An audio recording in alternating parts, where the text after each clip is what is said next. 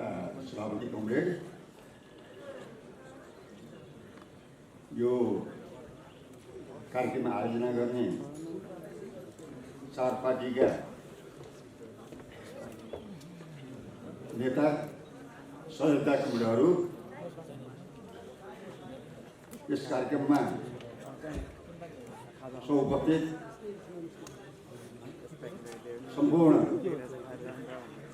Comrade तथा आदरणीय जनसमुदाय, पत्रकार मित्रहरू, सबैप्रति म हाम्रो पार्टी नेपाल पोस्ट पार्टी क्रान्तिकारी माओवादीको तर्फबाट सर्वप्रथम लाल अभिवादन गर्न चाहन्छु।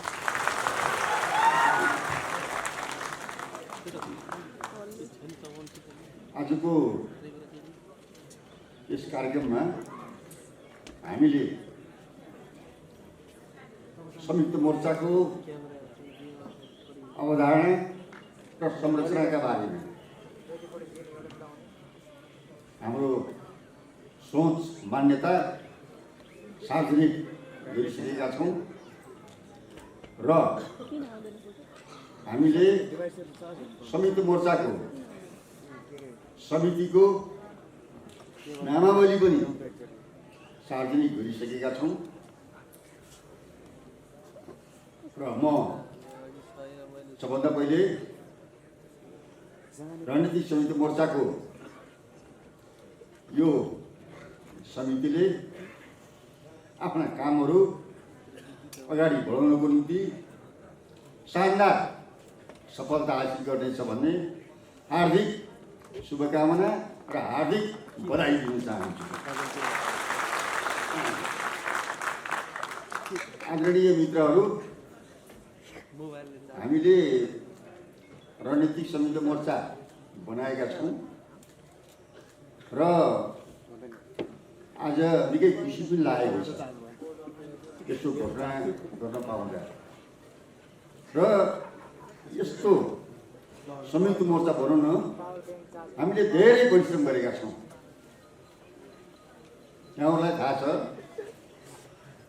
हाम्रा सबै भनौँ कम्युनिस्ट घटक, विभिन्न पक्षका नेता कार्यकर्ताहरू, हाम्रा शुभचिन्तकहरू सबैले अब फेरि क्रान्तिकारी कम्युनिस्टहरू एक ठाउँमा हुनुपर्छ भनेर लामो समयदेखि आवाज उठाउँदै आउनुभएको थियो र त्यो आवाजलाई हामीले साकार रूप हामीले दिन सफल भएका छौँ।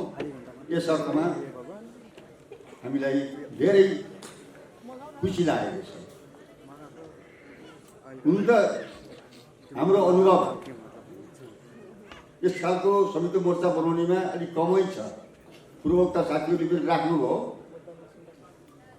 जटिलता छन्, तर जटिलताका बीचबाट पनि क्रान्तिको ऐतिहासिक आवश्यकतामाथि विशेष ध्यान दिँदै हामीले यो संयुक्त मोर्चालाई यसको उद्देश्य प्राप्ति गर्ने दिशामा सफल दिलाएरै छाड्नेछौँ भन्ने म पनि यहाँ जोरदार प्रतिबद्धता जाहेर गर्न चाहन्छु। आदरणीय मित्रहरू, कमरेडहरू, यस संयुक्त मोर्चाका उद्देश्यहरू विभिन्न प्रकारका उद्देश्यहरू छन्। ती उद्देश्यहरूमध्ये सबैभन्दा पहिलो उद्देश्य हाम्रो वर्तमान प्रतिक्रियावादी राजसत्ताको अन्त, वर्तमान संसदीय व्यवस्थाको अन्त गरेर नेपालमा जनगणतन्त्र र वैज्ञानिक समाजवादको स्थापना गर्ने महान कार्यभार पुरा गर्नु यसको सबैभन्दा प्राथमिक महत्त्वको यसको उद्देश्य हुन्छ। दोस्रो उद्देश्य यसको के हो भने यो संयुक्त मोर्चा हुँदै यो तर संयुक्त मोर्चा मात्रै होइन, यसले छितै रहेका क्रान्तिकारी कम्युनिस्टहरूलाई गोल बन्द गरेर जरुरी छ सच्चा क्रान्तिकारी उनीहरूलाई गोल बन्द गर्नको निम्ति हामी अब दृढतापूर्वक हामी अगाडि बढ्छौँ। त्यस कारणले यसको उद्देश्य पार्टी एकतासम्म जान्छ भन्नु भन्नुहोस्। त्यस कारणले पार्टी एकता यसको अर्को उद्देश्य हो भन्नु भन्नुहोस्। अनि यसको उद्देश्य राष्ट्रियता, राष्ट्रिय स्वाधीनताको रक्षा, जनताका जनतान्त्रिक हक अधिकारको प्राप्ति र जनजीविका समस्याहरूको समाधान गर्नको निम्ति लगातार तात्कालिक दृष्टिकोणले पनि र दीर्घकालीन दृष्टिकोणले पनि निरन्तर सङ्घर्ष गर्दै जबसम्म नयाँ राज्य सत्ता प्राप्त हुँदैन त्यो बेलासम्म सङ्घर्षलाई निरन्तर ढङ्गले अगाडि बढाउनु पनि यसको एउटा महत्त्वपूर्ण उद्देश्य हो। कमरेडहरू, हामी यस प्रकारको उद्देश्य प्राप्तिको निम्ति हामी प्रतिबद्ध छौँ। 4 पार्टी प्रतिबद्ध छौँ। 4 पार्टी मात्र होइन, यसमा हामीले फेरि अन्य साथीहरूलाई पनि, अन्य घटकहरूलाई पनि सामेल गर्दै यसलाई एउटा हामीले प्रेत आकारमा शक्तिको पनि हिसाबले, सङ्गठनको पनि हिसाबले, समितिको पनि हिसाबले यसलाई हामीले पूर्णता दिँदै हामी जान्छौँ। र अब पछि के पनि लागेको छ भन्नुहुन्छ भने हामीले नेपालमा रूपान्तरणका लागि धेरै मिहिनेतहरू गर्यौँ। इतिहासका कुरा गर्नुहुन्छ भने 12 वर्ष रौतहटका किसान आन्दोलन, विभक्त पन्थको आन्दोलन, सशस्त्र सङ्घर्ष भनौँ, ऐतिहासिक झापा विद्रोह, 10 वर्षको महान जनयुद्ध, त्यसपछिका विभिन्न जातीय आन्दोलन, महिला आन्दोलन, दलित आन्दोलन, अहिले छिन्जातीले चलाएका आन्दोलनहरू, यी सबै आन्दोलनहरूमा धेरै शहीदहरूले साथ प्राप्त गरे। शहीदको रगतको मूल्यबोध आवश्यक छ। सत्ताधारीहरू शहीदको रगतको हालमा बसेर क्रान्तिलाई धोका दिँदै, गद्दारी गर्दै, अझ हामी कम्युनिस्ट हौँ भन्दै धोका दिए हो। त्यसलाई हामीले मिसाउनु हुँदैन। त्यस खालका आक्रमणवादीहरू, त्यस खालका नवप्रतिक्रियावादीहरू, यिनीहरूका विरुद्ध जुन एउटा रगत बगेको थियो भनेर भन्नुहोस्, त्यो रगतको आलमै लिनु बसे। अब के हो भन्नुहुन्छ भने फेरि पनि इतिहासले मागेको अवस्थामा हामी फेरि लड्न चाहन्छौँ। हामीले 10 वर्ष जनयुद्ध गरेर आयौँ, थुप्रै आन्दोलन गरेर आयौँ। आवश्यक पर्यो भने फेरि हामी लड्ने हो। यो संयुक्त मोर्चा हामी सुरुमा जनसङ्घर्षका 20 अगाडि बढ्छौँ। त आवश्यक पर्दै गयो भने फेरि कमरेडले राख्नुभयो, प्रतिनिधिले राख्नुभयो, अन्तिम युद्ध गर्नुपर्छ भनेर भन्नुभयो। धन्यवाद छ उहाँलाई। हामी आवश्यक पऱ्यो भने अर्को युद्ध गर्न तयार छौँ। मैले यसो भन्दा किनभने यत्रो पुरानो राज्य सत्ता छ, यत्रो व्यवस्था छ, मानिसहरूले पत्याउँदैन हेर्नु। पहिले पनि त्यही भन्थे, राणाकाला पनि त्यही भन्थे, राणाहरू ढल्दैनन् भनेर भन्थे। पञ्चायतकाला पनि त्यही भन्थे, पञ्चायत ढल्दैन भनेर भन्थे।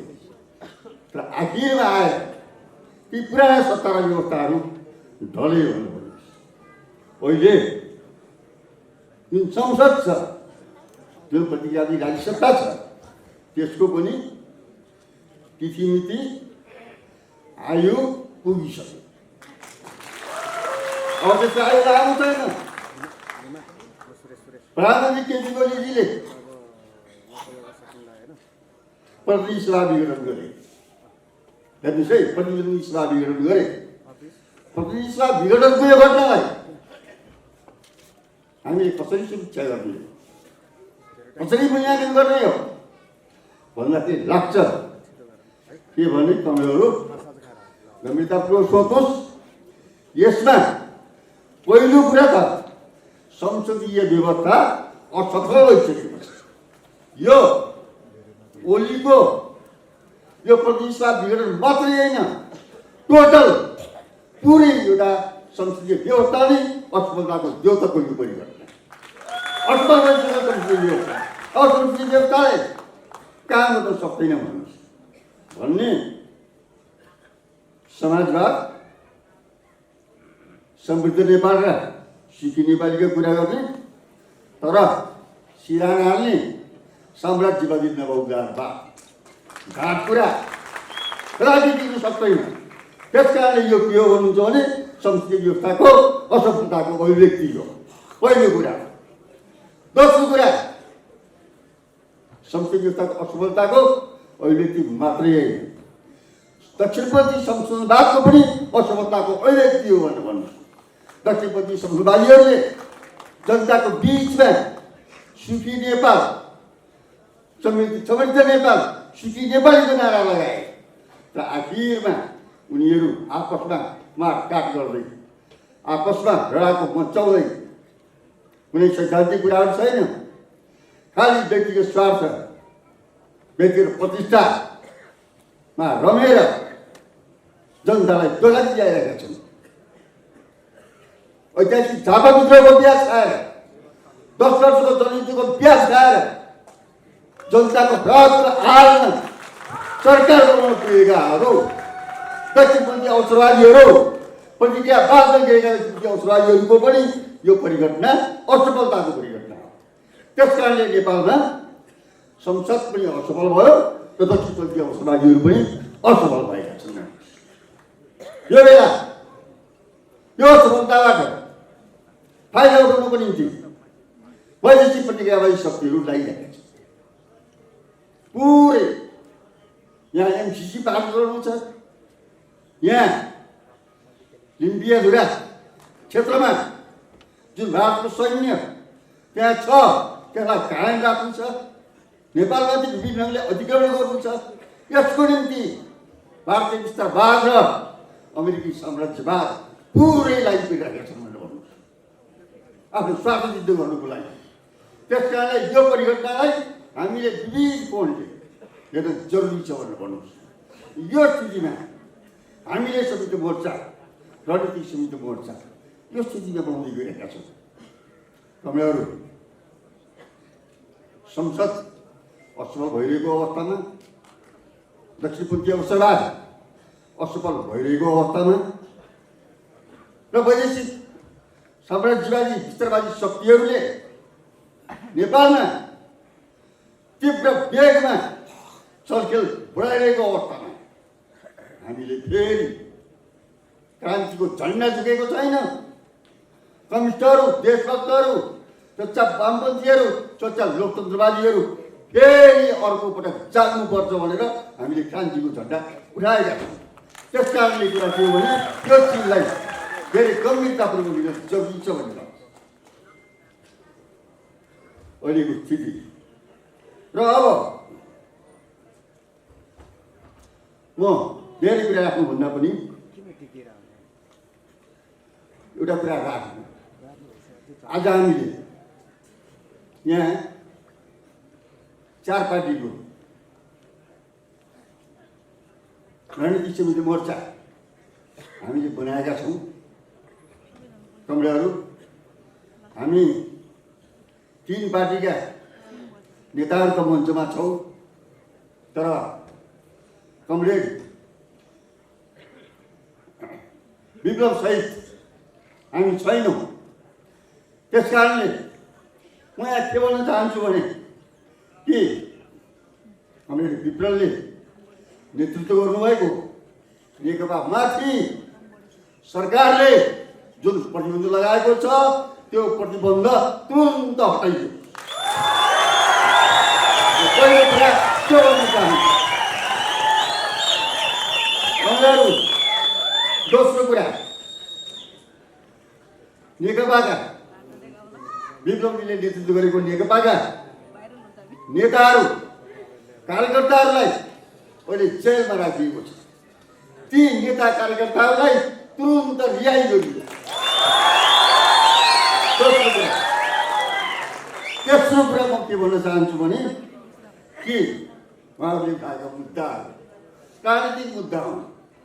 राजनीतिक मुद्दा भएको हुनाले ती मुद्दाहरूको राजनीतिक ढङ्गले समाधान गरियो। राजनीतिक ढङ्गले समाधान गर्नुपर्छ।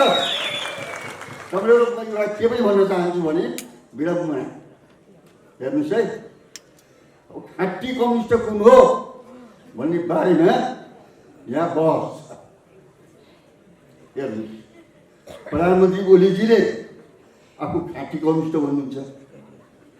यता प्रचण्ड माधव नेपाल समूहहरूले जुन शक्ति प्रदर्शन गरे भनौँ अथवा कार्यक्रम गरे कि नक्कली हुनु भनेर ओलीजीले त्यसलाई नक्कली भन्नुहुन्छ। हामीले दुवैतिरलाई नक्कली भन्छौँ। हामीले दुवैतिरलाई नक्कली भन्छौँ। एउटा कुरा के सम्झिनुहोस् भने यदि सक्कली कम्युनिस्ट हो भने कम्युनिस्ट पार्टी विप्लवजीहरूमाथि प्रतिबन्ध लगाउनु पर्ने कारण के छ भनेर भन्नुहोस्। राष्ट्रियता जनतन्त्र र जनजीविका समस्याहरू हल नगर्ने सक्कली कम्युनिस्ट पनि आफूलाई बताउने तर देश जनताप्रति गद्दारी गर्ने हो। यिनीहरूलाई अब हामीले चिन्ह उठाउनै पर्छ। तिनीहरूका दिन गयो। देश जनताको मुक्तिको लागि अब फेरि हामी शहीदहरूको प्रगतमा उभिएर शहीदहरूको मूल्यबोधको सम्मान गर्दै शहीदहरूले देखेको संविधान सपनालाई साकार बनाउनको लागि फेरि हामी उठ्छौँ।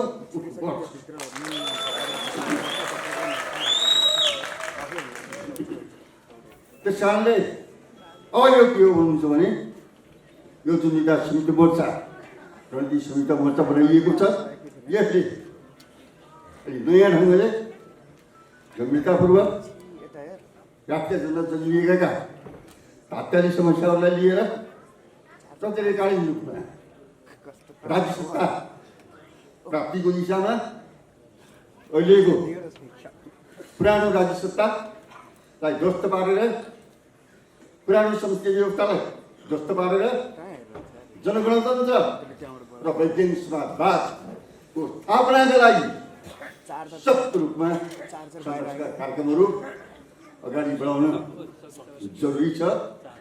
हामी त्यो दिशामा जान्छौँ। केही कार्यक्रमहरू घोषणा भइसकेका छन् र अब फेरि हामीले के हो भने केही कार्यक्रमहरू अब तुरुन्तै यी कार्यक्रम सकेपछि हामीले तुरुन्तै फेरि अब अरू कार्यक्रमहरू दिन्छौँ। म धेरै लामो राख्दिनँ र अन्तमा म के भन्न चाहन्छु भने कि यो उद्देश्य प्राप्ति गर्ने दिशामा सच्चा क्रान्तिकारी कम्युनिस्टहरू